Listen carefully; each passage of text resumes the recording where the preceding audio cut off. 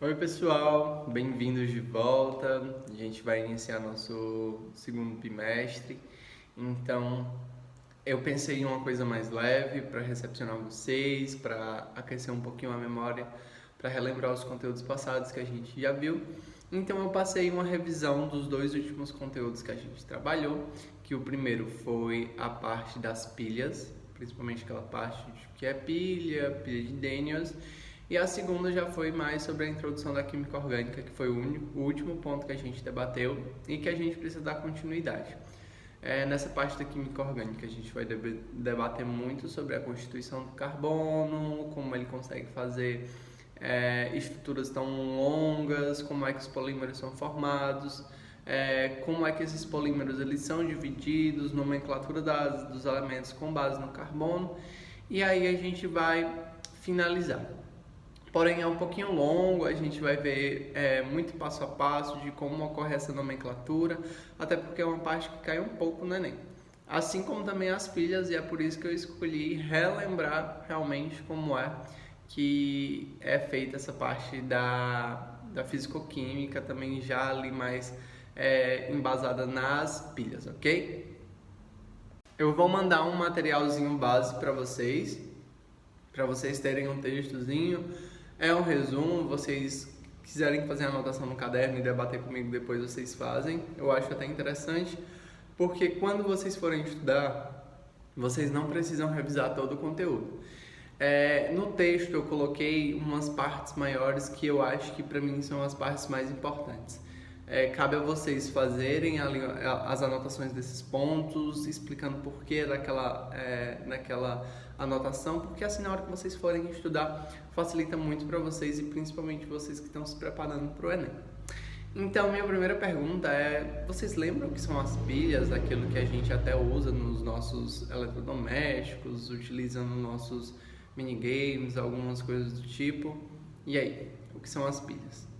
As pilhas nada mais são do que alguns utilitários, dispositivos que são capazes de transformar reações químicas, ou seja, energia química, em energia elétrica, por meio de uma reação chamada oxirredução. E a gente já viu que uma reação de oxirredução é quando ocorre a transferência de elétrons de um elemento para o outro. Quando essa transferência de elétron ocorre, existem ali umas pequenas trocas de energias que vão ser realmente isso que a gente vai obter. O segundo ponto que eu quero falar com vocês é sobre a diferença de uma pilha e de uma bateria. Vocês sabem? Na verdade, a pilha ela é bem mais simples do que a bateria, ou seja, ela só vai ter um eletrólito, que é aquela reação condutora de íons, que também é conhecida como ponte salina, e dois eletrodos, que vão ter carga positiva e carga negativa, que é isso que também ocorre para fazer a troca desses elétrons. Já a bateria ela é uma sequência de múltiplas pilhas, ou seja, são várias pilhas reunidas e dentro dela ocorrem várias reações ao mesmo tempo ou em tempos distintos, isso que vai denominar como essa pilha é formada. Além disso, a maioria das pilhas elas não são recarregáveis assim como são as baterias. As baterias elas já têm uma facilidade maior de recarregar e ali dentro também ocorre uma reaçãozinha química que permite que essa recarga ocorra, diferentemente da pilha.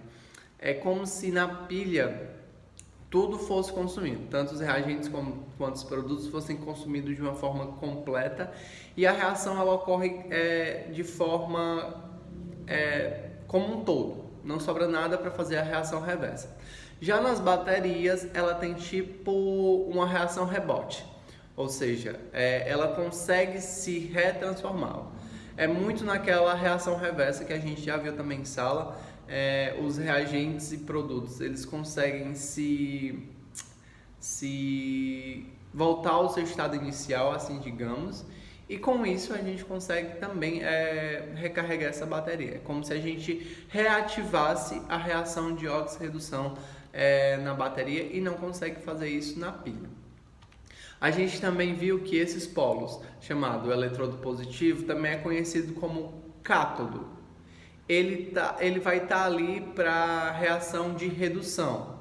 E a gente viu eu bati muito nessa tecla, que quando ocorre a reação de redução, eu recebo elétrons. Também a gente vai ter os eletrodos negativos, que vão ser conhecidos como anodo, ou seja, reação de oxidação. Nessa reação de oxidação, a gente tem a perda ou doação de elétrons. O eletrólito, também são chamados de pontes salinas, são a parte condutora que permite que um elétron vá de um ponto para o outro, assim também dando mais subsídio para a reação. Ele tem a finalidade de manter as duas semicelas ou os dois lados eletricamente neutros através da migração desses elétrons. Ou seja, é isso que realmente permite que a reação ocorra. Lembrando, mais uma vez, que tudo isso ocorre pela reação de oxirredução, também conhecida como reação de oxidação e redução, reação onde um doa e o outro recebe elétrons. Professor, como reconhecer quais substâncias ganham ou perdem elétrons? Aí a gente já vai voltar também mais uma vez para aquela parte do estudo NOx, onde a gente viu que alguns elementos químicos tendem a doar, enquanto outros elementos químicos tendem a receber. Por exemplo, qual a família, isso a gente viu muito, pessoal, espero que vocês lembrem, qual as famílias principais que doam elétrons? A gente pode pontuar as duas principais, que são a primeira e segunda família, a família dos metais alcalinos e a família dos metais alcalinos terrosos, assim como aqueles elementos de transição do meio da tabela periódica, que eles também tendem uma tendência ali a doar elétrons. Enquanto a partir já ali da família do carbono, eles têm uma dificuldade maior de doar elétrons. Eles preferem receber. E aí a gente já sabe por que é também, porque quanto mais elétrons eu tenho na minha camada de valência, ou seja, na minha última camada, mais elétrons eu vou querer receber e menos eu vou querer doar. Caso esse meu elemento químico ele tem uma ação de oxidação bem mais elevada, ou seja, ele tem uma ação ali de fazer com que o pessoal, o outro elemento que reaja com ele, seja um agente redutor, vai formular alguma diferenciação nesse meio. Por exemplo, quem é o elemento químico mais... Ali o flúor é o elemento mais eletronegativo e a gente sabe que olhando a tabela periódica, você pega a tabela periódica e se você observar direitinho, ela vai crescer, a eletronegatividade ela tende a crescer. Por exemplo, o menos eletronegativo vai estar ali na nossa esquerda, o mais eletronegativo vai estar na direita. O menos eletronegativo vai estar embaixo, o mais eletronegativo vai estar em cima. Ou seja, a eletronegatividade ela cresce da esquerda para a direita, de baixo para cima. Principalmente se vocês fizerem esse intermeio, vocês vão ver que o flúor ele vai estar alocadozinho bem na ponta da nossa setinha de baixo para cima. Ele vai ser o último ali que vai estar mais eletronegativo, desconsiderando, de certa forma, a última família, que é a família dos gases nobres. Então o flúor vai ser o mais eletronegativo. Depois vem o oxigênio, o nitrogênio, carbono e por aí vai, enxofre, e vai dando essa sequência, ok? Se cair isso, vocês fiquem atentos, principalmente se cair na nossa provinha, vocês fiquem atentos aí em relação ao número de NOx. Então, o número de NOx identifica um átomo ou um íon. Quando o átomo ou o íon eles perdem elétron ou ganham elétron, para quê? Para chegar na sua estabilidade química. A gente tende a perceber que quando o átomo ele perde elétrons, quando ele perde essa carga negativa, o NOx aumenta, ou seja, ele fica mais positivo. Está perdendo carga negativa, fica mais positivo. Ou seja, quando ele ganha elétrons, ele tende a diminuir, o NOx diminui, o número de oxidação diminui. Por quê? Eu estou ganhando carga negativa. Por exemplo, se eu estou aqui como um elemento zero, e eu ganho um elétron, ou seja, eu estou ganhando um elétron de alguém, eu vou ficar -1, porque a gente sabe que um elétron tem carga -1. Então eu tendo a ficar negativo. Continuando, falar um pouco sobre a pilha de Daniels. Quem foi Frederick Daniels? Foi um químico que criou essa pilha, que está intitulada como o nome dele, e é constituída basicamente de zinco e cobre. Eu vou colocar uma imagenzinha, eu acho que eu vou estar na minha direita ou na minha esquerda, não sei se eu sei que essa imagem vai estar aqui na tela. E a gente vai explicar um pouco como essa pilha ocorre. Vocês já viram que a gente falou de eletrodo, a gente já falou de ponte salina, então vocês vão enxergar isso melhor na nossa imagem. A gente vai ter duas soluções com catodos e anodos, vocês vão ver isso direitinho. A gente vai ver que na própria pilha de Daniels, o polo positivo é o de menor potencial de oxidação, que é o cobre. O polo negativo é o de maior potencial de oxidação, que é o zinco. Eu acho interessante também vocês pegarem o último slide que eu enviei para vocês, vocês darem uma olhadinha também, que lá, na verdade, é o penúltimo, que foi nossa aula pelo Google Meet. Então peguem esse material, porque lá tem tudo bem direitinho. Então, quem é o catodo e o anodo dessa pilha de Daniels? O catodo, ele vai ser a placa de menor potencial de oxidação, ou seja, vai ser o cobre, que é onde ocorre a redução, onde ele vai receber os elétrons. Já o ânodo vai ser a placa de maior potencial de oxidação, que vai ser o zinco, onde ocorre ali a oxidação, onde ele perde elétrons.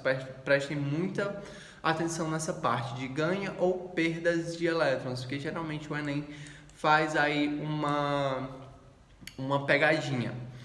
E para identificar melhor, lembrem que eu falei do não, negativo, anodo, oxida. Vocês coloquem na mentezinha de vocês que vocês nunca mais vão errar. Não, negativo, anodo, oxida, ok? E aí a gente vai ver que a placa de zinco e cobre vai formar a equação global. A gente já viu como forma essa equação global. Zinco, por exemplo, mais elétron ou menos elétron, vai depender também da constituição da pilha. Lá no finalzinho vai formar zinco 0, zinco 2+, cobre 2+, zinco, cobre 0. Eu errei um pouco nessa parte. Reformulando: zinco 0, zinco 2+, cobre 2+, cobre 0. Isso identifica um número de oxidação. Por exemplo, o zinco 0 sai para o zinco 2+, e o cobre 2+, vai partir para o cobre 0. A gente viu que o zinco, o NOx aumentou, ou seja, ele perdeu elétrons. Logo, ele ficou mais positivo, enquanto o cobre ele ganhou elétrons e ele partiu do cobre 2+ para o cobre 0. Então ele fica com NOx menor. O NOx ali não precisa estar necessariamente negativo para identificar um ganho de elétrons. Por exemplo, se eu tiver um NOx muito elevado, coisa que não vai acontecer, o máximo que pode acontecer é ele ficar com NOx 0. Mas, por exemplo, eu tenho NOx 3 e recebi 2 elétrons, por exemplo, eu recebo 2 cargas negativas. Então, se eu era um elemento 3+, eu recebi -2, então eu vou ficar mais 1. Meu NOx diminuiu, mas eu ainda estou positivo, mas isso já demonstrou que eu recebi elétrons e que meu NOx, que antes eram 3+, agora é mais 1, ok? No mais, sobre pilhas, que eu quero que vocês lembrem, é isso, como fazer essa constituição de cátodo e ânodo, e agora a gente vai partir para química orgânica. Revisãozinha rápida sobre química orgânica, porque vai ser o conteúdo que a gente vai dar continuidade semana que vem. Então, na primeira década do século XIX, muitos cientistas ali diziam que os compostos orgânicos só eram obtidos a partir de produtos animais e vegetais. A gente também já viu isso. Lembrem-se da teoria vital, que é realmente essa. Está lá no nosso último slide. E por que eles viam isso? Porque alguns elementos químicos eles só eram obtidos ou observados a partir realmente ali de seres vivos ou vegetais. A reação ali, não colocando tão essa, mas um exemplo. A reação da quebra de glicose para receber ATP da planta. Eles achavam que só a planta conseguia fazer aquilo. E por aí foi, até que veio um cientista ali, mais ou menos, em 1828, também conhecido como Friedrich Euler, que era um químico alemão, e ele fez o aquecimento do cianato de amônio, um sal inorgânico, e obteve uma substância tipicamente animal, que foi a ureia. A partir disso, foi possível, por base de várias experimentações, conseguir mais compostos orgânicos. Não é à toa que essa síntese ela foi conhecida como síntese de Euler, porque foi esse cara que conseguiu fazer essa síntese. Então, a partir daí, ele se tornou o pai da química orgânica, porque ele conseguiu realmente, por meio dessa síntese, conseguir vários outros elementos químicos, várias outras possibilidades de compostos orgânicos, a partir não tão somente de animais e vegetais. Também viu ali que conseguia fazer a síntese desse material dentro de laboratório. A química orgânica, com o tempo, ela ficou conhecida como a química do carbono, pois muitos, ou a grande maioria, salve alguns outros poucos que não são, mas a grande maioria dos elementos do carbono, ou basicamente quase todos os elementos de carbono, são da química orgânica. E tem até uma frasezinha também que é muito interessante, que é: todo composto orgânico tem carbono, mas nem todo composto que é constituído de carbono é orgânico. E a gente precisa prestar um pouco de atenção nisso. O carbono, ele é de grande importância vital, fazendo parte fundamental de várias substâncias que estão presentes em nós, seres vivos, também como em proteínas, vitaminas, hormônios, materiais sintéticos. Para plástico a gente tem o polietileno, para fibras, borrachas, que vieram a dar propulsão à nossa evolução, assim digamos. Antes, um exemplo bem básico, o plástico. O plástico antes, a borracha, por exemplo, a borracha, era tira da seiva de uma planta. E a partir com o tempo, com estudos, a gente fez a criação de polímeros que substituíram essa borracha das plantas por esses polímeros que constituem hoje o nosso plástico. E aí, como eu falei, nem todo composto que apresenta carbono faz parte da química orgânica. Por exemplo, o mármore, que é CaCO3, ele não faz parte da química orgânica, a gente sabe disso. O gás carbônico, também conhecido como grande CO2, também não é um elemento orgânico, assim digamos. O ácido carbônico, que é o H2CO3, acho que eu vou tentar botar por aqui, perto de mim, cada um desses elementos que eu falei. Eles são assim os principais que têm carbono. Vocês veem que eles têm carbono, porém eles não são elementos orgânicos. Então, uma vez ou outra, o Enem também ele pergunta algumas características e diferenças das substâncias inorgânicas para as substâncias orgânicas. Por exemplo, as substâncias inorgânicas, elas apresentam uma maior diversidade de elementos, ou seja, ali na constituição às vezes ocorre de ter elementos distintos até mesmo dos chomps, como exemplo. Já as substâncias orgânicas, elas se decompõem de forma mais fácil do que as próprias substâncias inorgânicas. As reações de substâncias orgânicas, elas ocorrem de uma forma mais lenta, precisando às vezes até mesmo de aquecimento, luz ou catalisadores. Por exemplo, aquecimento também é considerado um catalisador, assim como a luz. Mas catalisadores que eu digo são catalisadores com base na química mesmo, algum ácido, alguma base, para que aquela reação ocorra de forma mais rápida. Porque geralmente reações com substâncias orgânicas ocorrem de uma forma um pouco mais lenta. Os compostos orgânicos possuem ponto de fusão e ebulição muito baixo e tempo ali, a temperatura ambiente, o tempo ali considerado na sua temperatura ambiente, apresentam geralmente os três estados físicos da matéria, sólido, líquido e gasoso. Já as reações inorgânicas, elas são, na sua maioria, sólidos à temperatura ambiente, ou seja, elas têm ali essa diferenciação um pouco já bem perceptível das substâncias orgânicas. Os compostos orgânicos são pouco solúveis em água e mais solúveis em solventes orgânicos como cetona e propriamente a gasolina. Observem isso, são pouco solúveis em água. Geralmente ali nossos compostos orgânicos eles não vão ter uma facilidade muito grande de ser solúveis no nosso solvente universal que a gente considera. Então a gente pega também o gancho para lembrar que semelhante dissolve semelhante. Então, para me dissolver compostos orgânicos, a gente vai precisar ali de um solvente também orgânicos, ok?